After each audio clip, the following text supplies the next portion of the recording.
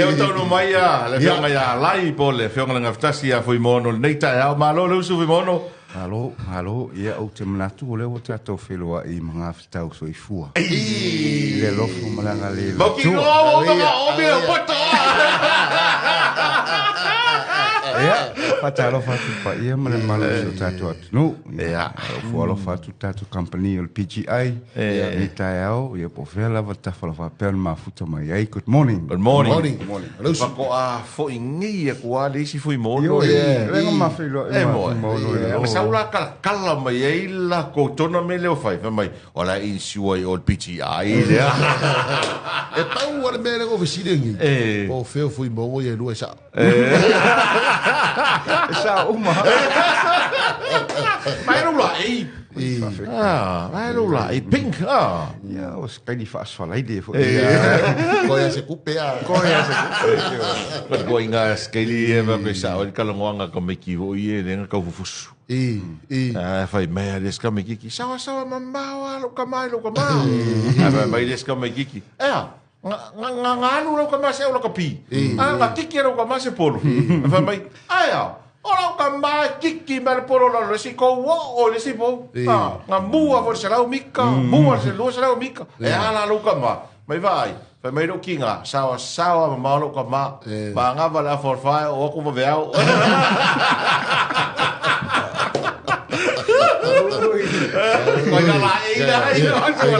Koina lai sawa. Kama kuri ka kaya. Pero ngai vai eso. Ka ilo el kapua inga le. Ole pope faupe ma ol. Kaya lasu. Kaya kapua inga no pifare marula tinu. Wa kapua inga le pope o le announcing le pope. O ga kairo. Whakalikari ke me sa wea spa e pa e ngoi le a. Sa ole le ia fui. Whakalikari ngol nupi whare. Kusa wo umang calculate le korpa sengi. Umang calculate le whapa sengi. Umang calculate. Kusa calculate tel mele. Ola ia lai manua. Kasi angu mela lango kaon calculate. O le lima. Usa le lima. Kawia ia oia. Usa le lima. Ia oia ia. I roka mga onga. Ole lima ka mo wa ia va mo. Ola ia sa le lima. Ola lima kisima lima. E ke no, e sa le ia la iso. Ko sa fa ka linga le ko fa. Ia le ala ngo ka mo al kalanga po. Ka mai o nei le o udi le announce le fionga le minsta o tupe a mo pol. Ali ala. Kari agula spa pa esa o le bela gururi.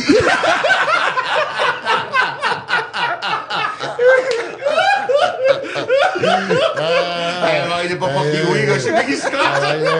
Ka ko vai era un baka. No way.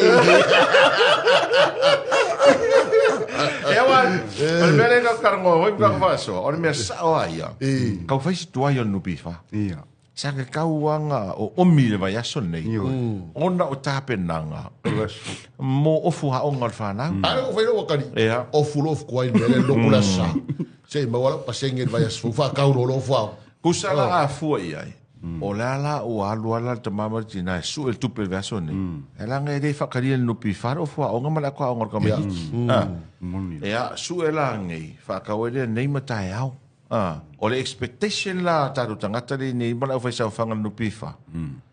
Le kupele la sa un nupi fa e te tau na sa o te le pasene. Wa o le sila tupele la o le sila va ngai sa o e le ko ya lo fu o ngama ma fo me o. Ai sa lo pili. Ia, au sa lo pili au.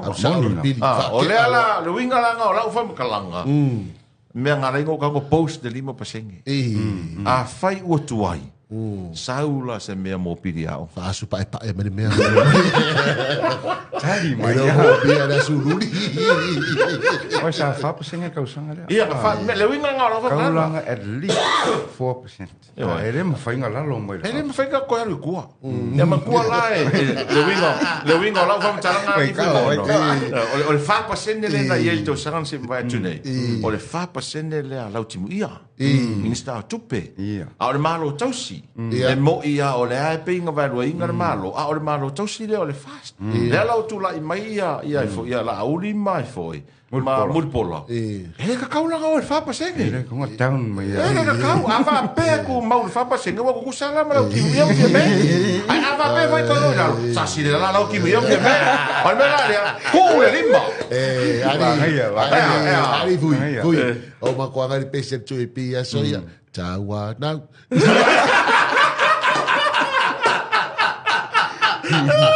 Vai cala. Sai cala lo ko. Vai cala na o fiola. Tawa na wai. Tuli mai. Malo o ma PGI fui mono. Yeah, manui a level company. Tai mo fa city o so lo le lei mo me. Te le lava nai manuti e wati tonu le office. O le aso ma le ko ima ai a. Lei to e fa manatu le tautua le PGI ma nei o le ma nei o le taia o le tarafia fia le na fui mono le ala fana sau nei mai wa sau ia fo ia lai fo fui mono fa ko umalo o lu sau no mai o le ngale insure ka ko tournament ne fai Ni la. me insure tournament O le public liability le o le tournament le sa talsanga mai ai le OFC.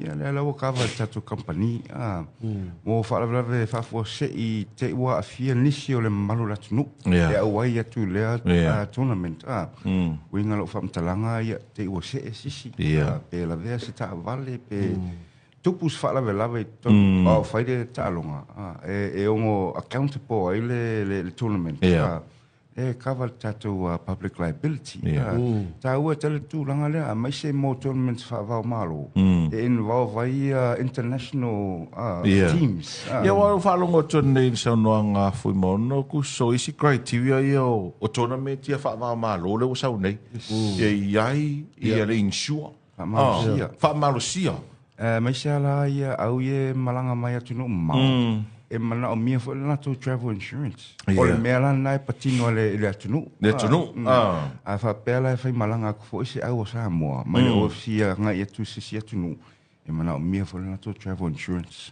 o vai le mana yo me o le tele tournament fo ile host dato le wingo la fam talanga a tele tournament fo ite tele host dato e maua foi tu petato local insurance yes e maua uma everyone gets a piece of the pie le winga lo tala e fa fua le manu ile ma pela le la o solo FC o so masinga mea le lakpiriki ia ma pole lakpiungi ia mo nga manuia tato o nanga ni fai mulingu ka longa lakpiriki ma lakpiungi o le a ke fa kali pola ke me wala o mai ali campo e fai se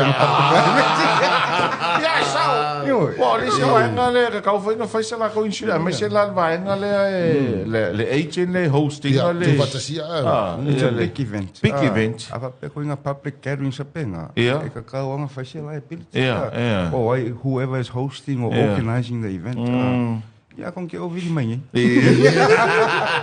ia tau se ia le tau lo que va ko lo wa le tau alo sia ia sao le fa mo tai o le toi nga tau fo nei le tato mori mawina a lai em to amna mia insure sao le mai se ale tu langa o lo longa mata finga le la ta ile tru wa o no fa le nga ina me to tino ma le telo isi va nga mena mia ile insure ia e si ma fine sa apalai langa loan nga approval rasul ngai ia on nga fina sa tro down na langa loan ia mai ma le coverage langa insurance mo le home insurance cover le fale cover ia me fale pe fa home and contents so tau e tu langa le because e fa mo tino fo e banks ia malu pui a seta le ngata e cover oi cover the bank pe fa pe tu se me so yesterday I drove down le loan si ma fine le ia na fiki ko e Malaysia ki le PGI mo le insuring o langa fale okay ia wa mo le fale ngau le bank yes ko e ngau kanga ngau kanga le po fe me ko e ele se me ngo fo ale ko kongia le ro sa le o le au amatona sui malia tu la ko le tatu tu no o wa pe o finga i tatu tala no insure ia tu no i fafo e compulsory So se mea e compulsory insure. So le foi la o mata na la ai sa mo le vai nga ia. E pe o le mai nga mana ia, we le mai nga ma se fa so i sunga ia a lai. O le pressure. Le handling o le pressure. Peace of mind. Yeah. The peace of mind or a pressure of mind. A piece of cake.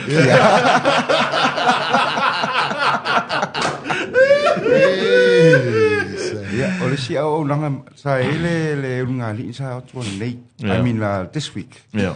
E fai la to export la ko kalu. Oh, okay. Fafu. Sorry. Sa aku inquire pe ma fai nga insure le la ko content. Okay. Container. Ma fai. Sorry. Ma fai. Le transport mai sa mo nga isi atu no. E o kupu se mele va. Pe lo loa. Mo le va. I'm finding insure le amount o loa le Tono container. container. So pelo meio kakalo e masinga export. I'm finding insure. So se o loa am fai export am fai insure. Yes. Insure. Ala ava quale conta, fa calcali da okay, machine ma fa mo kingo e ma finding insure. Ke lo faftai tele a live faftai foi tato company insure le PGI. Langa ua levana o whaasalalau manga I mai le tele o company insure fo inga ruinga sa u whaasalalau ai. Tama whai whaasalalau ni mene o insure. E le I matua I longa le whape o whaatu nei e leang. A le I matua I longa na au ili I a Nana kui ka tasi fo I leo insurance ia e te tā ua. Al ma nei e fo I la leo e whaamana tua vai o oe tangata e au ngā. O lua matang. E wa le ave o kontina talo ia o tanga kontina fai. Ai kasira u fai. Ai kasira u fai. Yeah. E masana wa e te fasalauina ia meio ta vale. Oh yes. E mamoli mai. Those kind of things. E ma finga insure. Ke wa sa ka vale lunga le va ai ngoko le va. Yeah, bela vea fo. Bela vea. O finga la vea le movement fo ia. Me umanga finga insure. From damage or any third party liability ma pena. So ta wa tu langa. E o foi le va am finga insure le va. But pe o insurance Pero ta ua telo tato pokala me. Anything can be insured. Except for life. For life insurance. Any more na for except for life insurance. Ele fai se life insurance. E mo la fusili nei tai au. Ai so se mea lava en fai na insure. E ele PGI. Okay. Malo fa tai. Our location to fa manatu fa mon mole. Ia o le loto al metisi. Ia. Fa sanga I tonu lava male au wala le alu le fa inga pinati. Le tato fa ilo. Tato main office le na o le numero telefonio le 2555. Yeah. 2554. Au le email te email te wai o le info@pginsurance.ws. info@pginsurance.ws. Yeah. Tato Facebook page ma le Instagram. Yeah. Follow, like, share ai tato promotional activities. Okay. Yeah, you be 40 tai au? Yeah, fua lava le tau. Yeah, sao. O kau fa vai loko me le kau. E wai mau vo yupi foti mo le YouTube. Please, Mexica. E ole apsenana e pe vai atu langai. Yeah. Fa le tonu le tau na tu.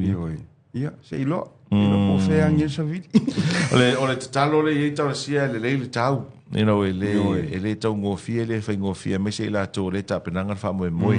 Na i taru tangata le tu fa tsia fa mo moi nei. Ya me se foi nei company o le lango ina ma sponsor. You know, ele tau ngofia. Ya o te lor po na nei le foi tata I fiti. Ale te vai to la pata I fiti tu langa lolo wa le tau. Na winga ole popolenga. Ia fa I fiti le mo vai na solva le tai. You know ko risky ke le sketchole alvaenga. Yeah, mo maku foi ali. Marco, ono su ono tau sa.